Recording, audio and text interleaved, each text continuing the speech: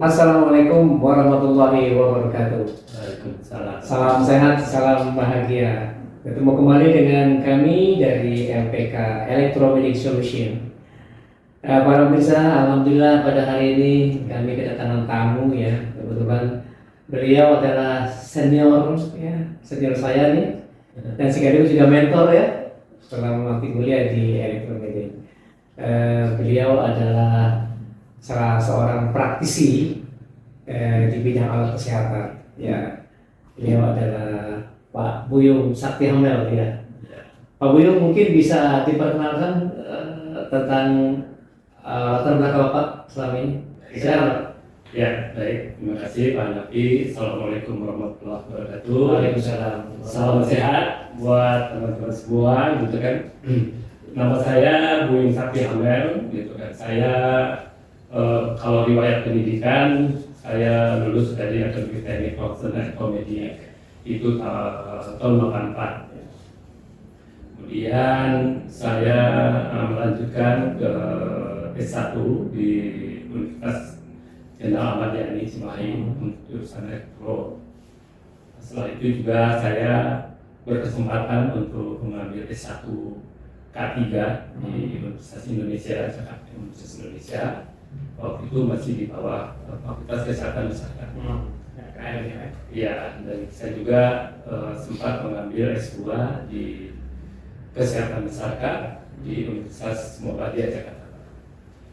Kemudian kalau mengenai pengalaman kerja, ya saya lulus dari Akademi Teknik Profesional Komedi, sempat bekerja di perusahaan swasta walaupun lama. Kemudian saya bekerja menjadi PNS di Rumah Sakit Hasan Sadikin sampai tahun 90 kira-kira. Kemudian keluar saya bekerja kembali di swasta di PT Karindo, cuma nggak lama. Setelah itu saya bergabung dengan perusahaan asing Shimadzu Asia Pasifik yang berpusat di Singapura. Jadi saya sebagai teknisi peralatan radiologi untuk membantu mereka memasang, memelihara peralatan di Asia Pasifik, misalnya di India, di Thailand, di Filipina, di Bangladesh, dan lain sebagainya. Sampai tahun 2004 karena ada pengurangan pegawai, itu orang-orang non Jepang itu dikeluarin karena ada masalah ekonomi ya. Sampai tahun 2000 kan ada resesi ya. Kan? Saya ngejob tuh, tapi setelah itu saya juga membantu di bidang pemeliharaan alat kesehatan di PT Electromedica. Kemudian saya juga membantu di bidang kalibrasi dan uji kesesuaian di PT Pradana SDA Medica. Setelah itu lanjut saya sempat membantu aplikasi peralatan kesehatan di PT Polijaya. Ya sampai sekarang ya masih sepertinya. Ya sampai sekarang masih ada itu ya membantu lah konsultasi perizinan dan lain-lain. Ya, baik Pak. Jadi kalau dilihat dari background Bapak ya, saya pikir apa ya. Kita masih diskusi Pak, ngobrol tentang alat kesehatan. Dari background pendidikan Bapak memang dari elektromedik ya gitu ya. Kemudian sempat bekerja juga di beberapa perusahaan multinasional mungkin ya, terkait dengan masalah alat kesehatan, dan terakhir juga sempat juga di perusahaan kalibrasi, kemudian juga di industri alat kesehatan. Baik Pak, terkait dengan masalah alat kesehatan ini ada yang ingin saya tanyakan. Terkait dengan kalibrasi, kenapa sih Pak alat kesehatan itu perlu dilakukan pengujian dan kalibrasi? Ini bisa dijelaskan Pak? Iya, memang alat kesehatan ini berbeda ya dengan alat-alat yang biasa dipergunakan ya di luar kesehatan. Alat yang di luar kesehatan itu juga harus dijamin akurasinya, outputnya dan segala macam, apalagi peralatan kesehatan. Karena peralatan kesehatan ini kan menyangkut manusia. Jadi bukan hanya parameter atau outputnya atau akurasinya yang harus diperhatikan, tapi juga keselamatan. Ya, keselamatan listrik, keselamatan dari fisik, keselamatan terutama keselamatan pasien. Ya, ya. Jadi karena terkait dengan masalah keselamatan, Ya, kemudian juga terkait dengan masalah keakurasian dari hasil ukurnya Ya. maupun output yang dikeluarkan ke pasien gitu ya, Betul. untuk alat terapi. Nah itu sehingga menjadi penting sekali untuk dilakukan pengujian dan kalibrasi, seperti itu ya. ya, Ya. Nah itu kalau memang seperti itu, artinya kan memang harus ada institusi ya yang melakukan hal itu. ya. Itu siapa Pak yang berhak untuk melakukan pengujian dan kalibrasi? Artinya untuk memberikan quality assurance Ya. bahwa alat itu memang betul-betul aman, kemudian juga alat itu akurat ya, dan yang tidak kalah pentingnya mungkin masalah dari sisi efektivitas pembiayaan ya, artinya biar bisa lebih efisien dalam hal keuangan gitu. Iya.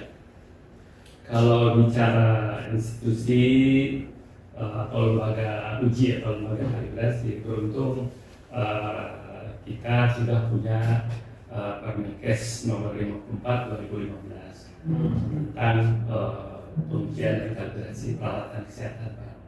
Gitu.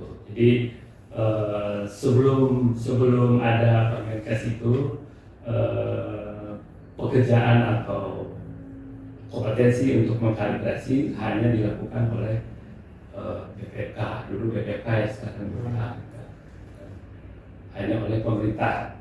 Juga kan karena peralatan kesehatan itu banyak sekali tersebar di seluruh Indonesia, juga tentu kita memang harus jamin gitu kan, bahwa peralatan kesehatan itu harus terkalibrasi dengan baik. Maka dengan Permenkes 54 2015 ini diberi kesempatan lembaga uji kalibrasi swasta. Jadi lembaga uji kalibrasi swasta yang sudah mendapatkan akreditasi dari Kemenkes mendapatkan izin untuk mengkalibrasi. Ya artinya tadi karena posisi dari lembaga uji ini memang dibutuhkan ya. Ya. Saya saat ini dapat informasi juga dari teman-teman dari Kementerian Kesehatan ya, bahwa jumlah rumah sakit yang melakukan uji kalibrasi itu sudah meningkat ya sekarang. Mungkin bisa sekitar 80% rumah sakit itu sudah melakukan pengujian dan kalibrasi.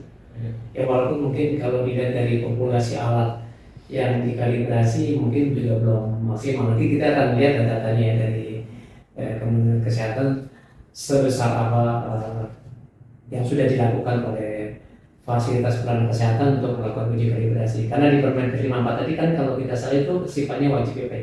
Iya. Nah karena itu Pak, terkait dengan uji kalibrasi itu, kira-kira yang sudah dilakukan ya oleh lembaga uji kalibrasi baik itu dari pemerintah maupun swasta, dari sisi jaminan mutunya itu gimana Pak? Apakah memang itu sudah maksimal gitu ya, atau memang masih seperti apa gambarnya? Ya cukup bagus karena Kementerian Kesehatan sendiri kan memberikan membuat suatu metode kalibrasi ya yang ini oleh Dirjen Kesehatan Indonesia itu metode kalibrasi peralatan kesehatan dari yang sederhana sampai yang teknologi tinggi sebetulnya sudah tersedia, gitu kan, dari segi metode ya. Cuman memang tetap kita tidak boleh puas di situ. Tetap itu mengenai hasil kalibrasi atau mutu kalibrasi betul-betul harus apa namanya ya sesuai lah dengan standar-standar atau faktor yang bisa mempengaruhi mutu secara keseluruhan gitu kan. Kalau saya lihat masih banyak teman-teman lembaga uji, lembaga kalibrasi belum maksimal dalam apa namanya dalam Implementasi ya yang mengimplementasikan metode kerja dan yang lainnya seperti standar-standar yang lain itu yang harus kita tingkatkan. itu kan dari metode kerja itu mungkin hanya sebagian kecil ya, dari faktor-faktor yang mempengaruhi mutu layanan tadi Pak. Selain metode kerja, kira-kira apa lagi Pak yang perlu Iya. Ya betul, itu kan metode kerja hanya salah satu aja. Banyak sebetulnya faktor-faktor yang mempengaruhi hasil atau mutu dari hasil kalibrasi itu. Ya bisa mungkin kompetensi teknisi, personel, gitu kan, ya personelnya kan harus berpengalaman dan dia harus betul-betul tersertifikasi. Dia mampu mengkalibrasi peralatan tersebut. Nah itu mungkin harus dipikirkan ya, bagaimana personal yang mengkalibrasi peralatan itu betul-betul tersertifikasi. Karena ini kan alat kesehatan banyak gitu kan.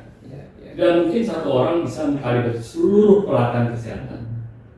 Ya kan? Ada mungkin yang keahliannya di bagian radiologi, ada yang keahliannya di peralatan bedah, di peralatan ICU, IGD gitu kan. Nah itu memang perlu ada sertifikasi. Karena kalau sembarang orang yang mengkalibrasi itu pasti mutunya diragukan lah. Itu mengenai personal. Kemudian kondisi lingkungan juga mempengaruhi Pak. Kondisi lingkungan ya, pada saat kita mengkalibrasi juga ada persyaratan khusus alat itu misalnya suhunya harus memenuhi standar, humidity-nya juga. Bahkan kalau misalnya terpaksa harus mengkalibrasi di tempat yang standar lingkungan tidak terpenuhi, itu akan mempengaruhi nilai ketidaksesuaian, ketidakpastian.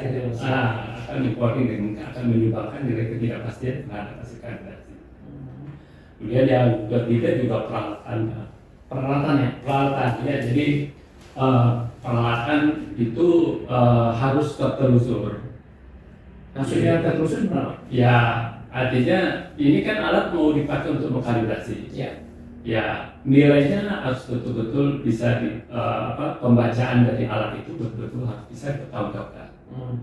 Makanya peralatan itu juga diwajibkan untuk dikalibrasi. Oh, jadi alat yang digunakan untuk mengkalibrasi itu juga harus dikalibrasi. Kalau misalnya satu lembaga uji atau lembaga kalibrasi melakukan kalibrasi dengan peralatan yang tidak terkalibrasi, itu hasilnya tidak sah. Akan bias ya. Tidak sah malah. Itu tidak sah dan yang menggugurkan hasil gitu kan. Ya. Itu. Ya, itu tadi kan mungkin metode uji gitu kan. Dan objek uji juga alat yang harus diuji itu harus dipastikan bahwa dalam keadaan baik gitu kan. Artinya alat yang dikalibrasi itu memang betul-betul alat yang masih berfungsi ya, bukan alat yang rusak ya. Jangan alat yang rusak gitu kan. Karena kan kalau di alat kesehatan itu selain parameternya atau kinerja yang diuji, itu juga harus diuji, dilihat fisiknya masih bagus atau enggak, fungsinya masih bagus atau enggak. Nah, kemudian ya tentu kinerjanya juga, keselamatan listriknya. Nah dari faktor-faktor itu nanti akan keluar apakah alat itu layak untuk digunakan atau tidak layak untuk digunakan. Itu bedanya kalibrasi peralatan kesehatan dengan mengkalibrasi alat-alat di luar alat kesehatan. Kalau di luar alat kesehatan dia hanya keluar nilai-nilai aja, nilai sekian, koreksinya sekian, ketidakpastiannya sekian. Nah, nanti tinggal mungkin nanti si pemilik alat itu mengevaluasi kira-kira alat ini masih bisa nggak kita gunakan, atau mungkin harus perbaiki atau kalau di alat kesehatan kalau tidak layak, tidak boleh digunakan. tidak boleh dan dikasih stikernya apa? Oh gitu. Jadi ada apa?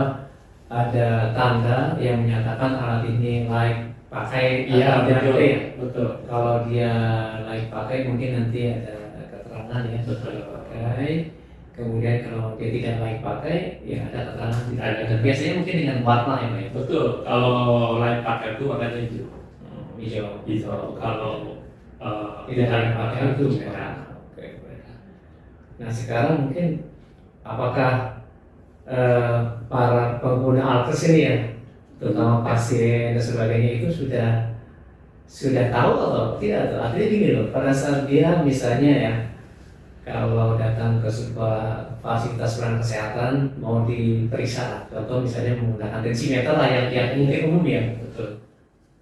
Mungkin apakah para pasien itu sempat mengecek gitu ya alatnya? Ini sudah dikalibrasi atau belum? Atau mungkin dengan mudahnya bisa dilihat aja ya label ya, Betul. apakah itu warnanya hijau atau merah gitu. Tapi kalau warna hijau, mungkin di samping ada warna tadi pastikan itu keterangan tentang tanggalnya Pak ya. Artinya ya. masa berlakunya ya. Ya. Nah, ini mungkin perlu diperhatikan oleh para pemirsa ya, terutama untuk para pengguna kesehatan.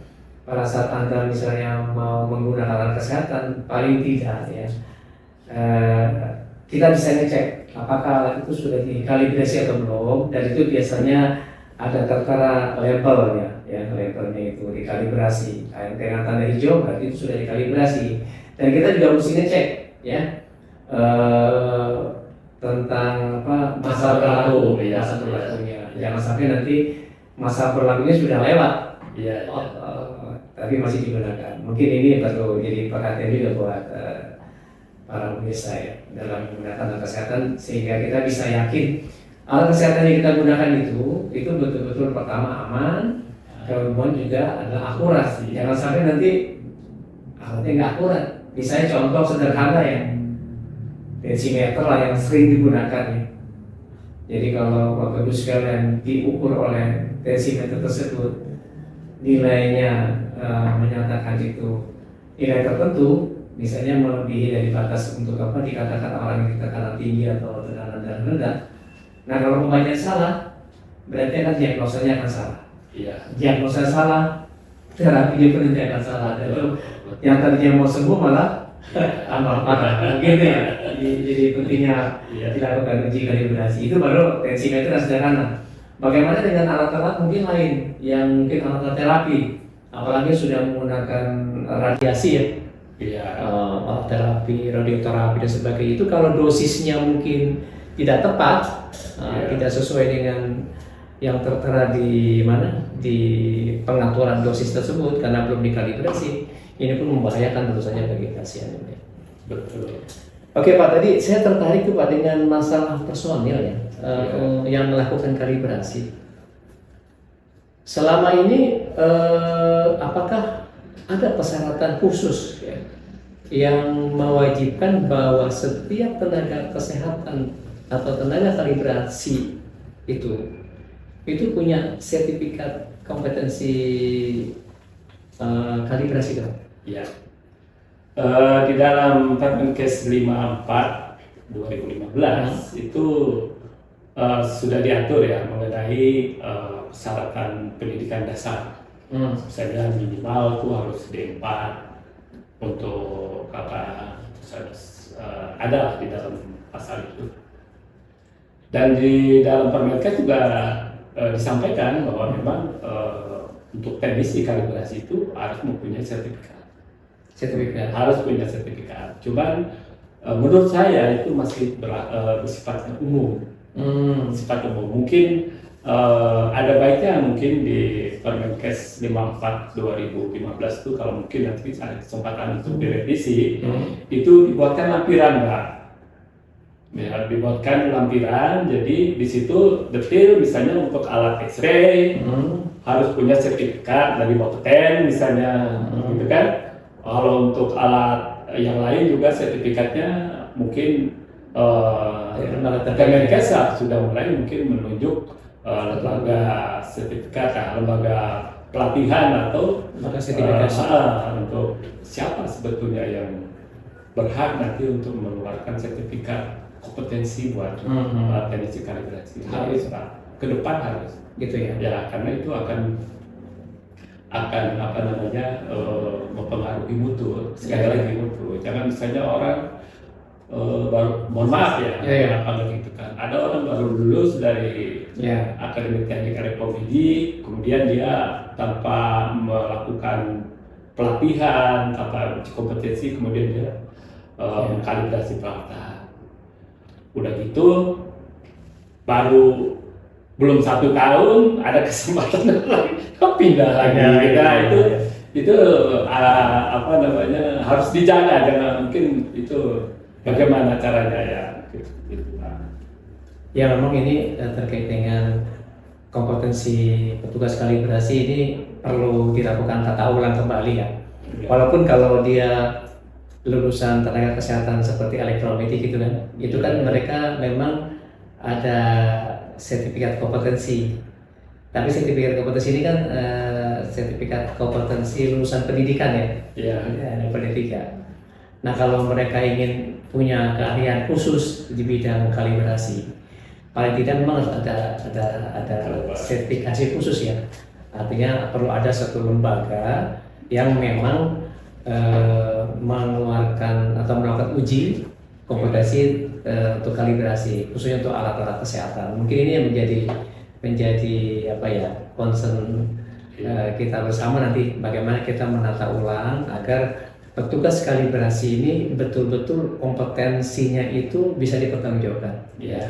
Nah, sekarang mungkin baru melalui sertifikat pelatihan nih kan untuk yang petugas kalibrasi. Tapi mungkin kita akan mengarah nanti kalau bisa ada sertifikat uji kompetensi. Mungkin seperti itu barangkali Pak ya. Itu terkait dengan itu. Tapi samping mengenai sumber daya manusia tadi Pak, itu juga terkait dengan siapa sih yang ngawasin itu loh hasil kalibrasi daripada lembaga-lembaga uji tadi Pak? Iya betul, ini juga mungkin harus mulai. Artinya Pak, kontesnya gini, mengawasi dari hal teknis ya, betul, dari hasil kalibrasinya, bukan pengawasan dalam sisi administratif saja gitu. Artinya kalau administratif kan, apakah mereka sudah punya izin? Oh sudah gitu kan. Kemudian apakah mereka melaporkan hasil kalibrasi itu mungkin sudah, tapi kan itu baru sifatnya administratif. Tapi sampai dalam menjamin bahwa betul-betul sertifikat yang dikeluarkan oleh lembaga uji tadi itu betul-betul sesuai dengan ketentuan. Artinya dia mengacu kepada metode kerja yang memang traceable ya, tertelusur. Kemudian SDM-nya juga memang betul-betul memiliki sertifikat kompetensi per alat yang dia memang mampu. Kemudian alat-alatnya juga memang terkalibrasi juga ya. Artinya ini kan sesuatu yang memang harus dipantau gitu loh. Seperti itu. Nah itu mungkin nanti perlu ada penekanan di sana barangkali ya. Betul. Jadi ini memang harus dipikirkan bersama ya Pak ya. Apakah mau diserahkan ke pemerintah atau swasta bisa gitu kan. Tapi yang jelas memang ini harus karena kan sekarang ini kan orang membuat sertifikat kalibrasi kan diserahkan ke lembaga uji, lembaga kalibrasi masing-masing gitu kan. Metode kerja yang dikeluarkan oleh Kemenkes juga belum semuanya bisa diaplikasikan langsung oleh mereka gitu kan. Nah, memang mau nggak mau memang ke depan pertama ya kompetensi itu harus harus ada yang bertanggung jawab siapa gitu kan. Kemudian juga output dari hasil kalibrasi juga siapa yang bertanggung jawab gitu kan. Ya. Kalau boleh saya saya kasih informasi Pak, misalnya di Bapeten, itu Bapeten kan mensyaratkan untuk alat-alat radiologi itu harus ada uji kesesuaian. Iya, uji kesesuaian. Nah itu untuk uji kesesuaian itu yang melakukan uji kesesuaian itu harus bersertifikat dan sertifikatnya dikeluarkan oleh Bapeten. Iya. Pelatihan boleh oleh siapa aja yang memang diberikan izin, tapi untuk pemberian sertifikat itu tetap Bapeten. Dan nanti itu hasil mereka ambil sampel atau sambil hasil uji itu mereka akan diinputkan ke aplikasi dan memang disediakan oleh Bapeten. Jadi tidak sembarang, hanya orang-orang yang sudah terkompetensi aja yang bisa masuk.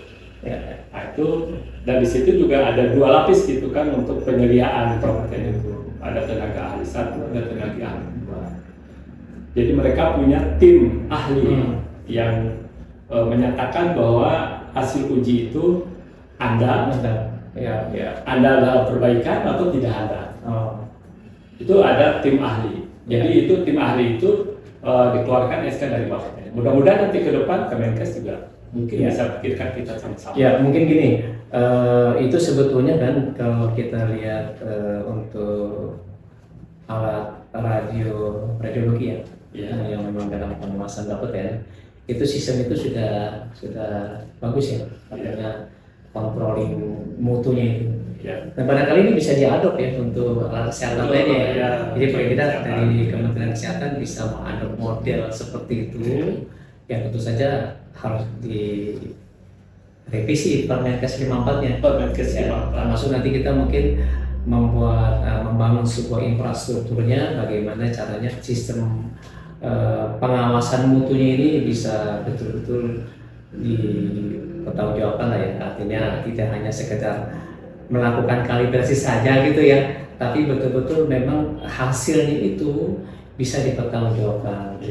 Nah itu kita masih bicara masalah mutu nih, kayaknya memang masih banyak hal yang perlu didiskusikan. Ya bahkan Undang-Undang Nomor 2 tahun 2008 tentang meteorologi juga harus sudah mulai direvisi kali. Mungkin masyarakat meteorologi Indonesia mungkin ya saya pesan itu bagaimana kita bisa Undang-Undang Nomor 2 2008 itu bisa ditahirkan lah sama gitu kan.